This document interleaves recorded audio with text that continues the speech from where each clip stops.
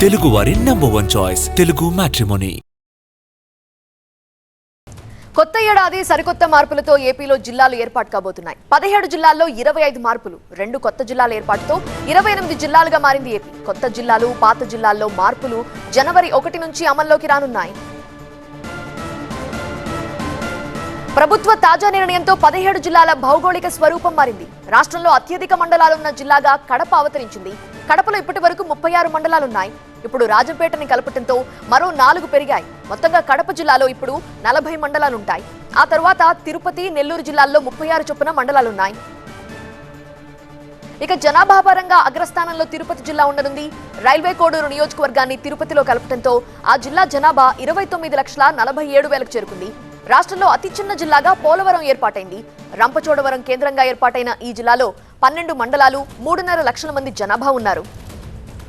ఇక మార్కాపురం జిల్లాలో 21 మండలాలు, మదనపల్లి కేంద్రంగా ఏర్పాటయ్యే అన్నమయ్య జిల్లాలో 24 మండలాలు ఉంటాయి.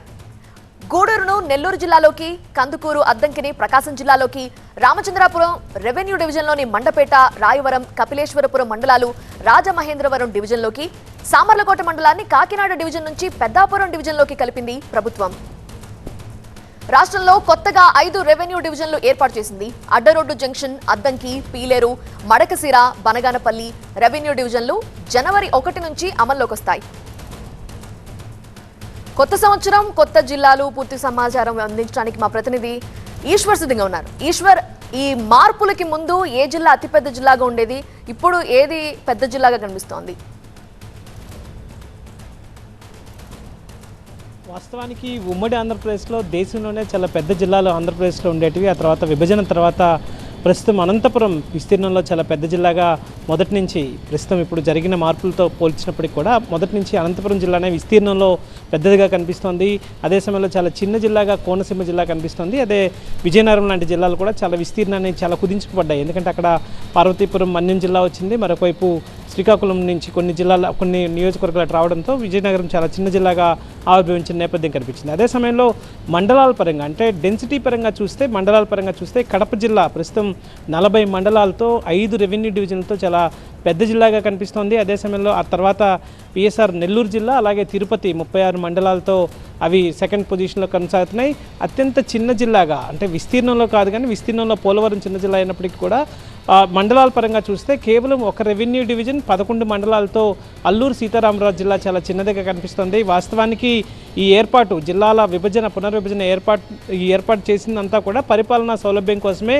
వీలైనంత వరకు దూరాన్ని తగ్గించి ప్రజలకు దగ్గరగా ప్రభుత్వాన్ని తీసుకెళ్లే ప్రయత్నంలో భాగంగా చేశారు. కాబట్టి ఇప్పుడు విస్తీర్ణాన్ని పెద్దగా కన్సిడర్ చేయాల్సిన అవసరం కాదు. ఎందుకంటే విస్తీర్ణాన్ని తగ్గించే ప్రయత్నంలోనే ఈ జిల్లాల ఏర్పాటు జరిగింది. కానీ ఇప్పటికీ అయితే గతంలో జిల్లాల విభజన ఎట్లా ఉండేదంటే వాటి విస్తీర్ణాన్ని కూడా పరిగణలోకి తీసుకునేవాళ్ళు. కానీ ఈసారి కొన్ని జిల్లాలు పెద్ద విస్తీర్ణం చాలా పెద్దదిగా ఉంది, కొన్ని జిల్లాల విస్తీర్ణం చాలా చిన్నగా ఉన్నాయి. సో వాటి సమతుల్యత పాటించే పరిస్థితి లేకుండా పోయింది. అయితే ఇది కేవలం ఇక్కడ రాష్ట్రంలో ఇంటర్నల్ అడ్జస్ట్మెంట్ కోసం చేసుకున్నదే. కానీ డీలిమిటేషన్ ప్రక్రియ త్వరలోనే ఉంది. సో డీలిమిటేషన్ జరిగితే అది నియోజకవర్గాల పునర్విభజన అప్పుడు జరుగుతుంది. మళ్ళీ ఇంకొకసారి రాష్ట్ర ఈ పరిపాలనా పటం మ్యాప్ మారిపోయే అవకాశం ఉంది. సో ఇప్పుడు మీరు చెప్తున్నట్టుగా కొత్త జిల్లాల ఏర్పాటుతో 13 జిల్లాలు ఉమ్మడి జిల్లాలుగా ఉన్న ఆంధ్రప్రదేశ్ తర్వాత 26 జిల్లాలు అయింది. ఆ తర్వాత 28 జిల్లాలకి ప్రస్తుతం వచ్చిన నేపథ్యంలో అడ్మినిస్ట్రేటివ్ మ్యాప్ అయితే కొంత గజిబిజిగా మారే అవకాశం ఉంటుంది. అయితే ఇది టెంపరీ మాత్రమే. త్వరలోనే 2026లోనే ఈ డీలిమిటేషన్కి సంబంధించిన ప్రాసెస్ స్టార్ట్ అవుతుంది. కాబట్టి మళ్ళీ నియోజకవర్గాల పునర్విభజన, అంటే అది జనాభా పరంగా విభజించి నియోజకవర్గాలని ఆయా జిల్లా కేంద్రాలకి అటాచ్ చేస్తారు. కాబట్టి ఆయా పార్లమెంట్ కేంద్రాలు కూడా దగ్గరగా ఉండేటట్టు చూస్తారు. కాబట్టి ఆ తర్వాత మళ్ళీ ఒకసారి శాశ్వతంగా అప్పుడు మారే అవకాశం ఉంది. సో ఇది కేవలం తాత్కాలిక అవసరాలను దృష్టిలో పెట్టుకొని గతంలో జరిగిన లోటుపాట్లకు సంబంధించి తెలుగుదేశం పార్టీ, ఇప్పుడు అధికారంలో ఉన్న కూటమి ఏం చెప్తోందంటే గతంలో వైఎస్ఆర్ కాంగ్రెస్ పార్టీ హయాంలో తీసుకున్న నిర్ణయాల వల్ల 26 జిల్లాల ఏర్పాటులో కొన్ని సైంటిఫిక్గా ఇవి విభజన జరిగింది. అశాస్త్రీయంగా జరిగిన ఈ విభజనకు సంబంధించి సరిదిద్దకపోతే ప్రజలు తీవ్ర ఇబ్బందులు ఎదుర్కొంటున్నారు. కొన్ని పక్కపక్క నియోజకవర్గాలు కూడా దూరంగా ఉన్న జిల్లాల కేంద్రాలకి అటాచ్ చేయబడ్డాయి. సో ఇలాంటివి, ఎందుకంటే వాళ్ళు చెప్తున్న ఉదాహరణ కూడా అన్నమయ్య జిల్లానే ఉదాహరణ చెప్తున్నారు. అన్నమయ్య జిల్లాకి రాయచోటిని హెడ్ క్వార్టర్గా పెట్టారు. దాన్ని చాలా దూరంగా ఉన్న మదనపల్లి, రైల్వే కోడూరు లాంటి నియోజకవర్గాలు వాటిని యాక్సెప్ట్ చేయలేదు. కేవలం రాయచోటిని జిల్లా కేంద్రం అంటే కనీసం ఆ జిల్లా నడిబొడ్డునైనా ఉండాలి, లేకపోతే అన్ని మండలాలకి అన్ని నియోజకవర్గాలకి కొంత సామీప్యత ఉండాలి. కానీ అట్లాంటిది ఏమీ లేకుండా కేవలం ఒక రాజకీయ నిర్ణయం తీసుకుని అన్నమయ్య జిల్లాకి రాయచోటిని ఒక చోట పెట్టి దానికి దూరంగా రాజంపేట, రైల్వే కోడూరు లాంటి జిల్లాలు మా నియోజకవర్గాలు ఉండడం వల్ల ఈ అశాస్త్రీయత ఏర్పడింది. దాన్ని తొలగించకపోతే అక్కడ ఉద్యమాలు వస్తున్నాయి కాబట్టి దాన్ని తొలగించే ప్రక్రియలో భాగమే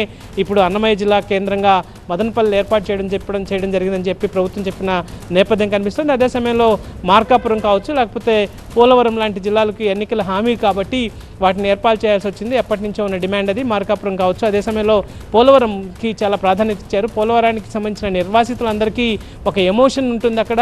సో వాళ్ళందరినీ ప్రత్యేకమైన గుర్తింపు వాళ్ళకి ఇవ్వడంతో పాటు వాళ్ళకి ప్రత్యేక సౌకర్యాలు కల్పించేందుకు వాళ్ళు సాధారణంగా ఎక్కువ అటవీ ప్రాంతానికి సంబంధించిన వాళ్ళు కాబట్టి వాళ్ళు సమీపంలో ఉన్న జిల్లా కేంద్రాలకు రాలేరు. సో అక్కడే ఒక రంపచోడవరం నియోజకవర్గంగా కేంద్రంగా అక్కడే జిల్లా హెడ్ క్వార్టర్ని కేటాయిస్తే వాళ్ళందరికీ పోలవరం నిర్వాసితులందరికీ కూడా అందుబాటులో ఉంటుందన్న ఉద్దేశంతో ఆ జిల్లాను ఏర్పాటు చేయడం జరిగింది. సో ఇట్లాంటి ఈ ప్రక్రియ నేపథ్యంలో ప్రస్తుతం ఉన్న పట్టం ప్రస్తుతం అయితే ఒక తాత్కాలికంగా ఏర్పడిన పట్టమే, త్వరలోనే డీలిమిటేషన్ కూడా ఉంటుంది కాబట్టి ఆ తర్వాత శాశ్వతంగా ఒక స్వరూపం వచ్చే అవకాశం ఉంది. Right Eshwar, thank you. తెలుగు వారి నంబర్ 1 చాయిస్ తెలుగు మ్యాట్రిమోనీ.